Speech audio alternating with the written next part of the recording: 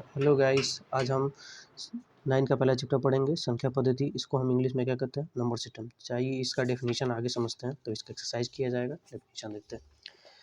पहले देखेंगे नंबर क्या होता है। नंबर, रियल नंबर, वास्तविक संख्या। देखिए नंबर को कितने भागों में डिवाइड किया है, टू पार्ट्स में। पहला क्या होता है रियल नंबर, दूसरा क्या होता है इमेजिनरी नंबर। रियल नंबर किसे कहते हैं, मतलब वास्तविक संख्या। वास्तविक संख्या वो संख्या होती हैं जो नंबर लाइन पे क्या क्या किया जा सके, डिनोट किया जा सके। ठीक है, उसे क्या कहेंगे हम, रियल नंबर कहते हैं, वास्तविक संख्या कहते हैं। काल्पनिक संख्या किसे कहते हैं, जिसे नंबर लाइन पर शो नहीं किया जा सके। ठीक है, उसे क्या कहेंगे, काल्पनिक संख्या। रियल नंबर को फिर से इसमें कितने भागों में बांटा गया, 3 भागों में। पहला क्या होता है हमारा इंटीजर, दूसरा होता है डेसिमल, तीसरा होता है फ्रैक्शन। ठीक है, इंटीजर माने पूर्णांक, डेसिमल माने क्या हो गया, दशमलव संख्या है, फ्रैक्शन माने क्या हो गया, भिन्न की संख्या है। ठीक है, और देखिए ये क्या हो गया आपका नंबर लाइन हो गया। ठीक है, नंबर लाइन। अब नंबर लाइन को हम शो करेंगे इसको क्या, इंटीजर को, और क्या डेसिमल वाले को भी, फ्रैक्शन वाले को भी। ठीक है, तो देखिए ये हमारा क्या हो जाएगा इंटीजर, ये क्या हो जाएगा पॉजिटिव नेगेटिव इंटीजर, ये क्या होता है पॉजिटिव इंटीजर। मतलब ये जो माइनस की संख्याएं जो भी हमारी होती हैं, जीरो की इधर जो माइनस की संख्या होती है वो क्या होती है नेगेटिव इंटीजर, जीरो की इधर जो होती है पॉजिटिव इंटीजर। जीरो क्या होता है हमारा, ना ही पॉजिटिव होता है ना ही नेगेटिव होता है, और जीरो को हम क्या कह सकते हैं, जीरो कहते हैं होल नंबर। ठीक है, और ये देखिए ये जो नंबर लाइन है कहाँ तक जाएगा, इन्फिनेटिव तक जाएगा, माइनस इन्फिनेटिव तक, मतलब नंबर जो आएंगे आगे अनंत तक जाएंगे। इधर प्लस मतलब इन्फिनेटिव मतलब प्लस अनंत तक, मतलब ये नंबर जाएंगे। ठीक है, अब देखिए जैसे ऊपर हम रियल नंबर को 3 पार्ट्स में डिवाइड किए थे, अब नीचे यहाँ पे कितने पार्ट में, फिर से 2 पार्ट्स में। एक क्या होता है रेशनल नंबर, दूसरा क्या होता है इरेशनल नंबर। रेशनल नंबर किसे कहते हैं, जिसे पी अपन क्यू के फॉर्म में लिखा जा सके, लेकिन क्यू जीरो के बराबर नहीं होना चाहिए। ठीक है, मतलब उसका जो हर है वो जीरो के बराबर नहीं होना चाहिए, जो उसका डिनोमिनेटर है वो जीरो के बराबर नहीं होना चाहिए। इरेशनल नंबर जिसे पी अपन क्यू के फॉर्म में ना लिखा जा सके, क्या कहते हैं, अपरिमेय संख्याएं कहते हैं। ठीक है, चलिए अब देखिए डेसिमल संख्या, मतलब डेसिमल नंबर मतलब दशमलव की संख्या है। टर्मिनेटिंग डेसिमल, शांत दशमलव 2.3, जैसे मान लीजिए 2.3 है, इसको हम अगर बदलेंगे तो क्या हो जाएगा 23/10 हो जाएगा। तो ये रिपीट हो रहा है, नहीं हो रहा है, शांत दशमलव टर्मिनेटिंग। ठीक है, तो ये क्या हो जाएगा हमारा टर्मिनेटिंग डेसिमलव। नॉन टर्मिनेटिंग क्या होगा, जो मतलब क्या हो बार बार क्या हो हमारा रिपीट हो। जैसे मान लो 20 से डिवाइड करेंगे, 20 में 6 से डिवाइड करेंगे तो क्या आएगा हमारा 3.333 आएगा। ठीक है, मतलब वो नंबर क्या हो रहा है बार बार रिपीट हो रहा है, तो ये क्या लगेगा हमारा नॉन टर्मिनेटिंग कहलाएगा। ये क्या होता है non terminating but non repeating decimal, मतलब नॉन टर्मिनेटिंग होगा लेकिन उसका नंबर जो होगा क्या बार बार रिपीट नहीं होगा। ठीक है, चलिए आगे देखते हैं। अब कहता है नेचुरल नंबर। नेचुरल नंबर किसे कहते हैं, जिसे नेचुरल नंबर वो संख्या होती है जो 1 से शुरू होती है और अनंत तक जाए, वो क्या कहलाती है नेचुरल नंबर या प्राकृतिक संख्याएं कहलाती हैं। इसके 2 भागों में बांटा गया था। पहला क्या होता है प्राइम नंबर मतलब अभाज्य संख्या, दूसरा क्या होता है कंपोजिट नंबर मतलब भाज्य संख्या। अभाज्य संख्या किसे कहते हैं, वो संख्या जिसके 2 फैक्टर होते हैं उसे क्या कहते हैं प्राइम नंबर कहते हैं, अभाज्य संख्या कहते हैं। अब कहता है 3 लगातार विषम प्राकृतिक संख्याएं, मतलब क्या होंगी हमारा 357 होंगी, मतलब 3 ऑड कॉन्सिक्यूटिव प्राइम नंबर क्या होगा हमारा 357 होगा। ठीक है, अब कहते हैं सबसे छोटी सम अभाज्य संख्या है तो 2 होगी, और चाहे इंग्लिश में बोले the smallest even prime number क्या हो जाएगा हमारा 2 हो जाएगा। ठीक है, अब कंपोजिट नंबर देखते हैं। वो संख्या जिसके 2 या 2 से अधिक फैक्टर होते हैं क्या कहलाते हैं हमारे कंपोजिट नंबर कहलाते हैं। जैसे मान लीजिए 4, 6, 8, 10, इसके सारे फैक्टर कितने होंगे 2 और मोर देन होंगे, देन इट इज कॉल्ड क्या हो गई कंपोजिट नंबर। अब सबसे छोटी अभाज्य संख्या क्या होती है 4, क्योंकि 4 से स्टार्ट हो रहा है। ठीक है, और इंग्लिश में भी वो सबसे the smallest composite number is 4। ठीक है, अब आगे देखेंगे रिलेटिविटी प्राइम नंबर या और को प्राइम नंबर, मतलब इसको हिंदी में कहेंगे सहअभाज्य संख्या। ऐसी संख्याएं जिनमें एक के अलावा कुछ भी कॉमन ना हो क्या कहलाता है हमारा को प्राइम नंबर, मतलब सहअभाज्य संख्या कहलाती है। जैसे मान लीजिए 40 और 27, इसमें कोई एक के अलावा कोई कॉमन होगा नहीं। ठीक, 26, 21 में एक के अलावा कोई कॉमन होगा नहीं होगा। 72 और 169 में 1 के अलावा कोई कॉमन होगा नहीं, तो ये क्या कहलाएंगी हमारी सहअभाज्य संख्याएं कहलाएंगी। ठीक है, अब देखिए अब कह रहा है कि ट्विन प्राइम नंबर क्या होता है, ऐसे ऐसे प्राइम नंबर जिनका डिफरेंस क्या हो हमारा 2 हो, मतलब जिनको घटाने पर क्या, यहाँ पर थोड़ा गलत लिख दिया गया है, जिनको घटाने पर हमें क्या मिले 2 मिले। जैसे मान लीजिए 17 और 19 में 17 घटाएंगे 2 मिलेगा, 41 और 43 घटाएंगे कितना मिलेगा 2 मिलेगा, तो मतलब ये क्या कहलाएगा हमारा ट्विन प्राइम नंबर कहलाएगा। ठीक है, अब नेचुरल नंबर को फिर से 2 भागों में बांटा गया, इवन नंबर और ऑड नंबर। इवन नंबर क्या होता है जो 2 से डिवाइड हो जाए। ठीक है, उसे इवन नंबर कहते हैं। ठीक है, और इवन नंबर को किस फॉर्म में लिख सकते हैं 2n फॉर्म में लिख सकते हैं। ऑड नंबर किसे कहते हैं जो 2 से डिवाइड ना हो। ठीक है, उसे क्या कहेंगे ऑड नंबर, और ऑड नंबर को किस फॉर्म में लिखेंगे 2n प्लस माइनस 1 के फॉर्म में इसको लिखा जा सकता है। ठीक है, चलिए अब इस एक्सरसाइज पर आते हैं। एक्सरसाइज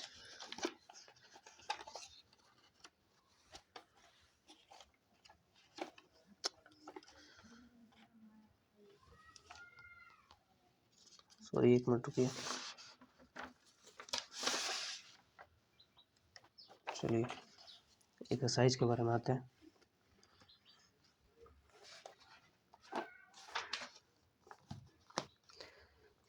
पहला कह रहा है कि क्या आप एक शून्य, सॉरी, कह रहा है क्या आप क्या शून्य एक परिमेय संख्या है? क्या इसे आप पी अपन क्यू के फॉर्म में लिख सकते हैं, जहाँ पी और क्यू क्या है, पूर्णांक है, but Q is not equal to 0। हाँ, ये क्या होगा, हमारा परिमेय संख्या होगा। लेकिन क्यों होगा? हाँ, ये क्या होगा, हमारा परिमेय संख्या होगा। 0 इज इक्वल क्या लिख सकते हैं हम? 0/1 लिख सकते हैं। ठीक, इसको क्या लिख सकते हैं? 0/2 लिख सकते हैं। 0/ क्या लिख सकते हैं? 3 लिख सकते हैं। ठीक है, आदि, मतलब और अधिक भी संख्या हम ले सकते हैं। इसमें क्या दिखाई दे रहा है, जो हर है इसका डिनोमिनेटर है वो क्या है, डिनोमिनेटर क्यू, वो 0 के बराबर हो रहा है।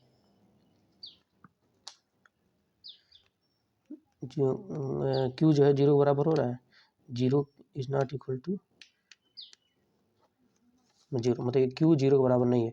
तो अब इसमें देखिए, और जो हर इसका क्यू है, मतलब डिनोमिनेटर जो क्यू है, क्यू जो ऊपर पी अपन क्यू को फॉर्म लिखना था, क्यू को भी ऋण पूर्णांक माना जा सकता है, पूर्णांक माना जा सकता है।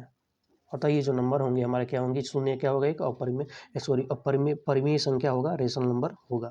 ठीक है, सेकंड क्वेश्चन कह रहा है 3 और 4 के बीच में 6 परिमेय संख्याएं ज्ञात कीजिए। और 3 और 4 के बीच में परिमेय संख्या ज्ञात करना है, कितना? 6 परिमेय संख्या। तो हम ऐसे गुणा करेंगे, मतलब जो इनका हर होता है उसमें हम ऊपर नीचे गुणा करेंगे, मतलब सेम गुणा होना चाहिए। जो इसमें जिससे गुणा करेंगे 4 में भी उसी नंबर से क्या करेंगे, गुणा करेंगे। ठीक है, देखिए यहाँ पर जैसे 3 हो गया, तो हम मान लीजिए 7 से गुणा कर रहा है, कितना पूछा है, 6 पूछा है, तो ऐसा गुणा करेंगे जिनके बीच में क्या आना चाहिए, 6 आना चाहिए। तो मान लीजिए इसमें 7 से मल्टीप्लाई करेंगे, तो 7 से ऊपर भी किए, 7 से नीचे भी किए, एंड और 4 में भी 7 से ऊपर किए और नीचे भी 7 से, तो 7 3 जा 21 हो गया, और 4 7 जा 28। ठीक हो गया। अब इनके बीच में कितने नंबर आ जाएंगे हमारे, 6 परिमेय संख्या हो जाएंगी, 22/7, 23/7, 24/7, 25/7, 26/7, 27/7 और 27 ही रहना, क्योंकि 6 ही पूछा है, तो आपको क्या लिखना है, 6 लिखना है।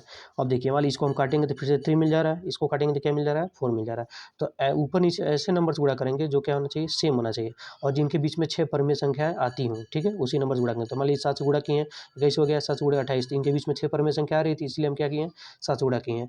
6 से क्यों नहीं किए, क्यों 6 से करेंगे तो 5 ही संख्या आएंगी, 5 से करेंगे तो 4 ही संख्या आएंगी। ठीक है, इसलिए हम किससे किए हैं, 7 से किए हैं।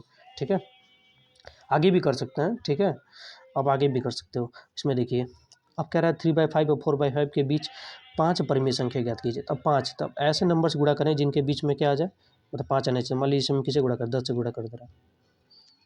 ठीक है, और इसमें भी ऊपर नीचे किससे गुणा कर दे रहा है, 10 से। कितना हो गया, 30/50, कटेगा तो फिर से वही मिल जाएगा, इसका क्या हो जाएगा, 40/50। ठीक है, तो इसके बीच में क्या हो जाएंगी, 31/50, 32/50, 33/50, 34/50, 35/50।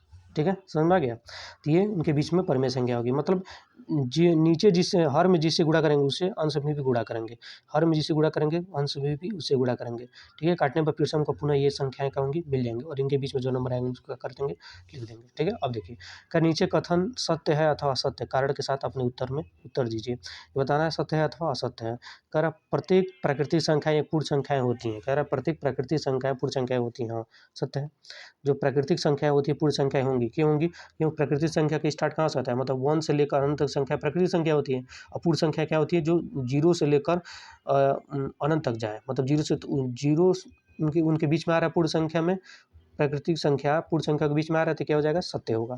कह रहा है प्रत्येक पूर्णांक का एक पूर्ण संख्या है, प्रत्येक पूर्णांक एक पूर्ण संख्या है। ठीक है, ये असत्य है, प्रत्येक पूर्णांक एक पूर्ण संख्या है, नहीं, गलत है। कैसे, उदाहरण के लिए मान लीजिए यहाँ पर ले लीजिए आप -2, ये क्या है, पूर्ण संख्या नहीं है, ये पूर्ण संख्या है नहीं है, तो ये क्या हो जाएगा हमारा, असत्य संख्या नहीं है। तीसरा, प्रत्येक संख्या में एक पूर्ण संख्या होती है। प्रत्येक संख्या में क्या होती है? पूर्ण संख्या होती है। ये भी क्या है? असत्य है। प्रत्येक परिमेय संख्या में एक पूर्ण संख्या होती है। तो उदाहरण के लिए जैसे मान लीजिए हम, ये असत्य है, ठीक है, ये क्या है आपका?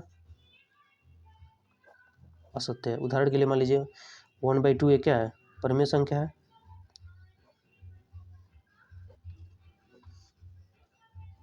ठीक। लेकिन ये क्या है? पूर्ण संख्या है, परंतु पूर्ण संख्या नहीं है, नहीं है, ठीक है। चलिए अब नेक्स्ट वीडियो में हम एक्सरसाइज 1.1.2 देखेंगे। धन्यवाद।